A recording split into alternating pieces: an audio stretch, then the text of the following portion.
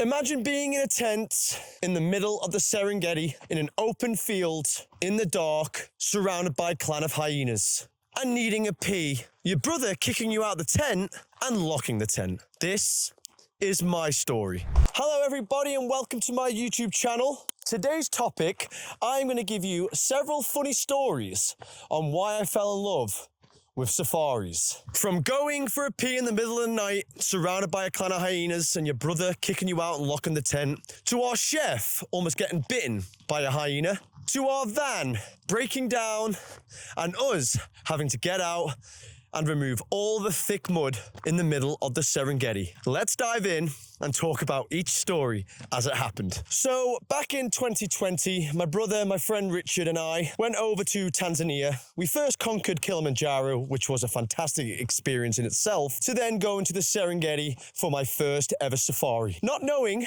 what will happen, but I always had a love for animals, and this was my first time ever entering the safari adventure. So when you go to Serengeti, it's not like the Kruger National Park. You do have to rent out a guide that picks you up. We got picked up from Moshi, the town, which was near the Kilimanjaro itself, and drove all the way to the Serengeti, knowing what was about to happen. So we drive into the Serengeti with the beautiful golden open plains of the savannas, and we stop off in this field right in central Serengeti. And I'm thinking to myself, and I'm like, where are we staying? I wasn't told we were staying in tents. So we stop. They have this little like boxed off fence area where they say that's where you have to eat. So the chefs have one fenced area. It's like a little small building.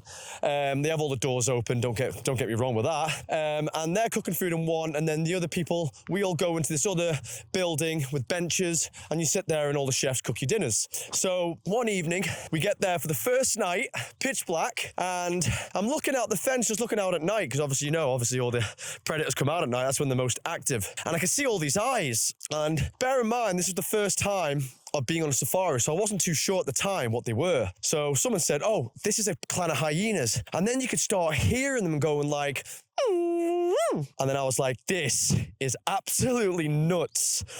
So that evening, we're watching it, and we see all these hyenas closing in, and they're all like spreading around the field. They're going behind this building where we were eating. And obviously the next one is where all the chefs are cooking their dinners. And we're watching this hyena, and it's like crouching down.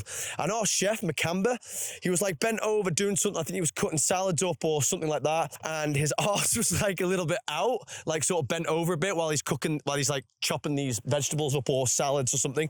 And this hyena's approaching him.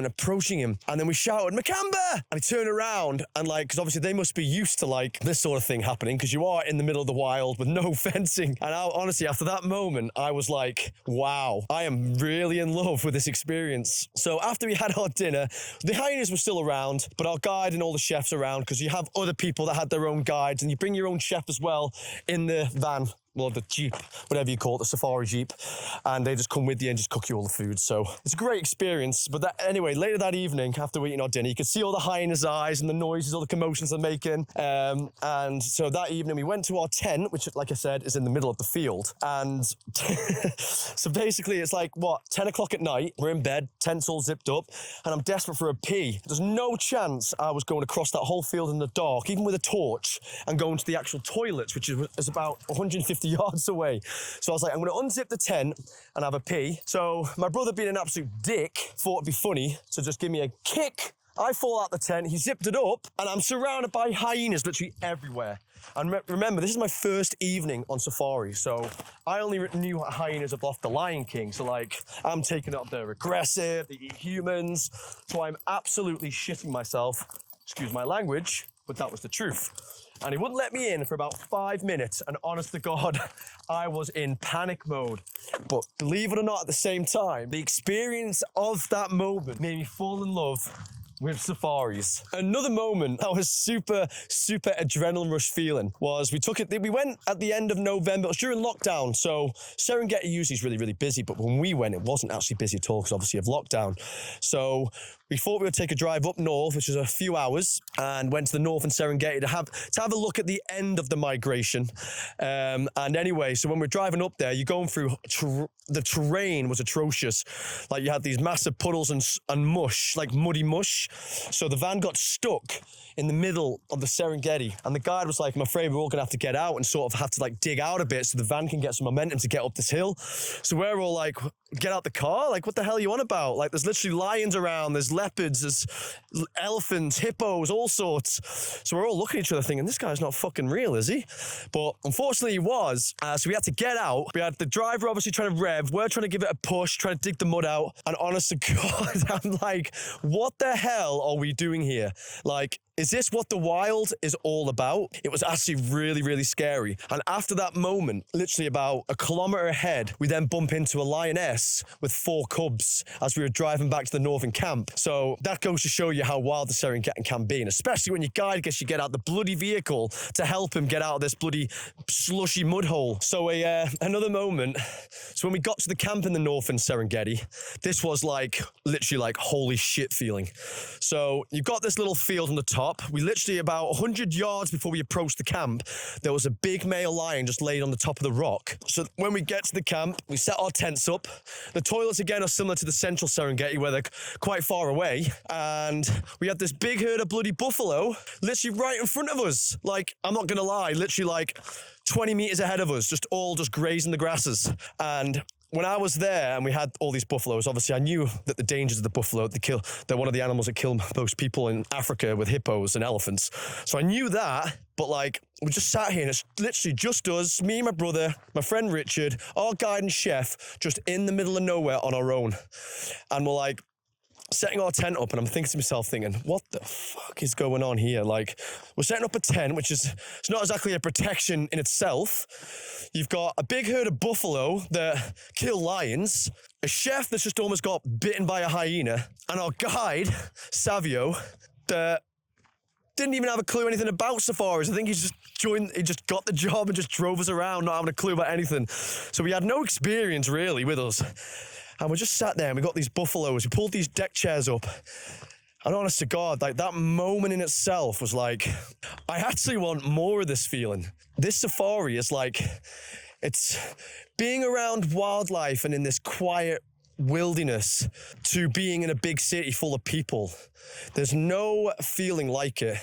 And since I went to that Serengeti, that moment back in November, December 2020, I've honestly never fallen in love with the place as much as I have for safaris. So after I had went to the Serengeti, we also did the Ngorongoro crater and the Tarangini safari just while we were around the area. They were both really good.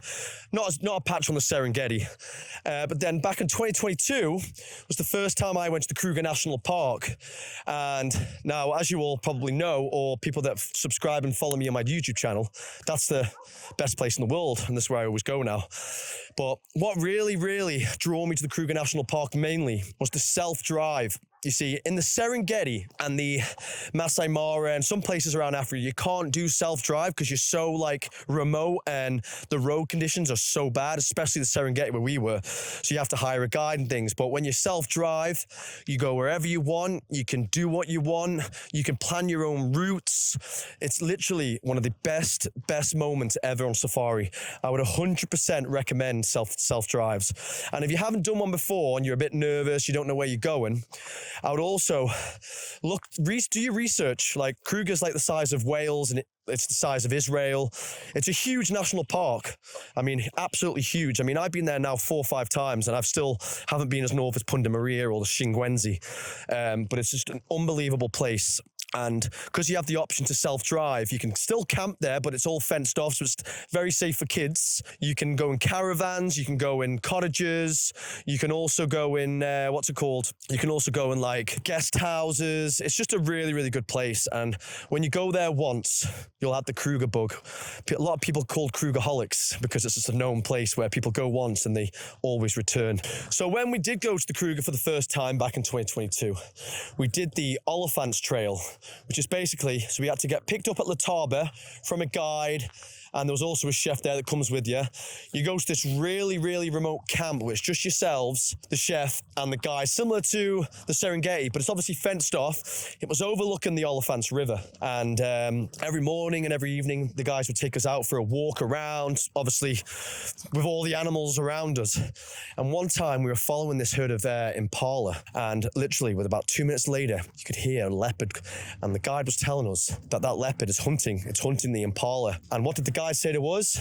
We're going to follow it. We're going to follow it. So we all looked at each other and said, like, I know I've been told for guys that do walk safaris, lions aren't a problem.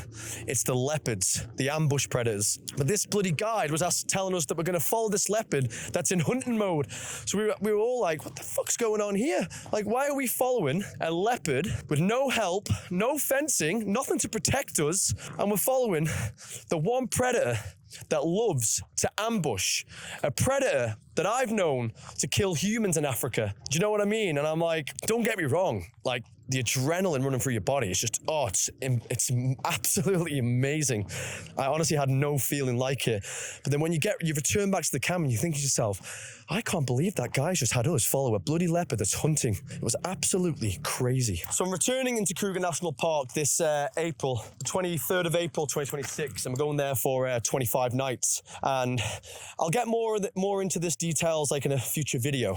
This is just a natural one, no scripted. I'm just walking my dogs in Tenerife. That's where I live, in Tenerife, Canary Islands. I'm just talking about my stories that made me fall in love with safaris. But when I go over to Kruger National Park, what I always do, because like I said, it's the size of Wales, I will always book separate camps spread out through the park, because obviously there's 16 different ecozones, which means basically the 16 different habitats around Kruger National Park where you can see different types of species. So I will stay in certain camps. So you've got a better chance, let's say, of seeing a leopard. You've got a better chance of seeing lions, wild dogs, cheetahs, everything you want to see. So I know some people, they'll just book 2 camps, like new people that haven't done a safari before, which I would not recommend. Always research every camp, research the map layout of the Kruger National Park and the main rivers and the roads, and book that way, because like one of my favorite camps is Lower Sarby.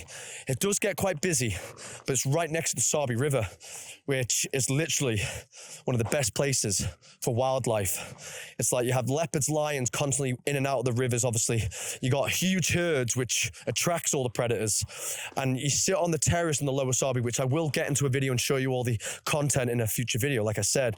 But you can sit on the benches in Lower Sarby or in the restaurant that overlooks the river and just watch nature take its course. It's honestly fantastic.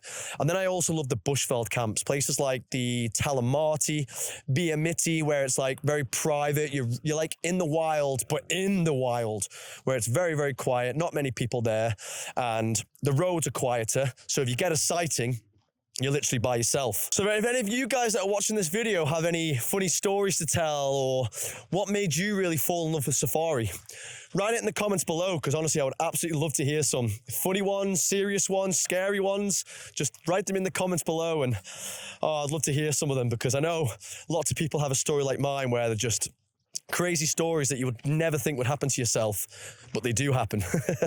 Also, guys, what I'm working on right now is a big video, and it's going to be called Everything I've Learned from Kruger, which it basically goes through my top 5 roads, my top 5 camps, learning animal behavior, mistakes I see beginners make, like the ones I made when I was a beginner, and much more. So if you like this video, guys, this is no edited. This is just pure, natural me talking. And you think I seem like an okay dude that just loves safaris, tap that like button, subscribe to the channel, and keep watching content, because I'm trying to post every Monday on my channel at 5 p.m, which is UK time. Even though I live in Tenerife, Spain, it's the same time as the UK. And yeah, I'd just love to have people follow me that are just like me, just normal people that just love safaris, that are very excited about them, and just love them all, because for me, there's no better holiday than an African safari.